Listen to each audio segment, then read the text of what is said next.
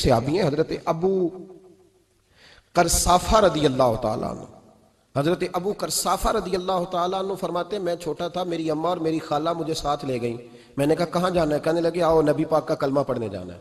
पढ़िए दरूद शरीफ सल्लल्लाहु, सारे पढ़िए, फिर पढ़िए एक दफा सल्लल्लाहु ताला अलैहि। हुजूर का जिक्र हो तो फौरन दरूद पढ़ना चाहिए।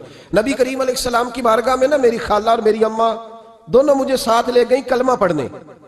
कहते हैं जब हम हुजूर की बारगाह में पहुंचे, कलमा पढ़ा, वापस आए तो मेरी अम्मा और मेरी खाला आपस में बात करने लगी। मेरी खाला कहने लगी तूने देखा है उनका बोलना कितना मजेदार था। मेरी खाला कहने लगी तूने तो वो देखा, लेकिन वो जो गुलाम आया था उसके साथ उनका रवैया कितना प्यारा था। तूने देखा जब वो खाना खा रहे थे तो पहला ख्याल उन्होंने हमारा किया। बार बार वो इनका जिक्र करती, कहते आपस में हुजूर की शाने बयान करती, मेरी अम्मा भी मेरी खाला भी। बिल आखिर बात लंबी हो गई तो मेरी अम्मा बोली, कहने लगी बस कर, हम कितनी अजमतें बयान करेंगे, मुझे तो 3 बातें समझ में आई हैं। कितनी? 3 बातें मुझे समझ में आई हैं। कहा वो क्या? तो कहने लगी मा राईना मिसला हाजुर राजुली अक्साना वजहन वला अलका सौबन वला अलबना कलामन। कहने लगी मुझे तो 3 बातें समझ में आई हैं कि ना इतना खूबसूरत चेहरे वाला कोई शख्स देखा है, और ना इतने साफ कपड़ों वाला को देखा है, और ना ही इतनी मीठी बोली बोलने वाला कोई देखा है।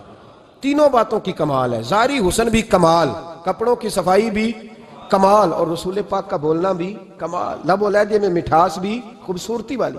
ये असल हुस्न है कि ज़ाहिरन भी इंसान बड़ा मुनज़्ज़ह हो, बातिनन भी बड़ा साफ सुथरा हो। मेरे रसूल पाक अलैहिस्सलातु सलाम का तरीका मुबारक पता क्या था?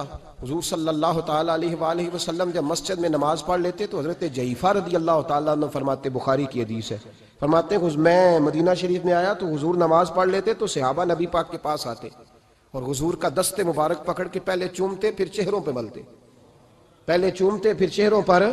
नबी पाक के सहाबा हुजूर के कदम भी चूमा करते, कदमों में झुका करते थे। ये तो भाई उस वक्त पता चलता है जब किसी से प्यार हो जाता है, जब किसी बंदे से। मैं अक्सर मिसाल दिया करता हूँ अक्सर कि किसी का बच्चा पेशाब करे तो कह आती है, उल्टी आती है, लेकिन अपना बच्चा बालों में भी कर देता है, फिर कोई कह नहीं आती क्योंकि अपना है ना, प्यार हो गया ना।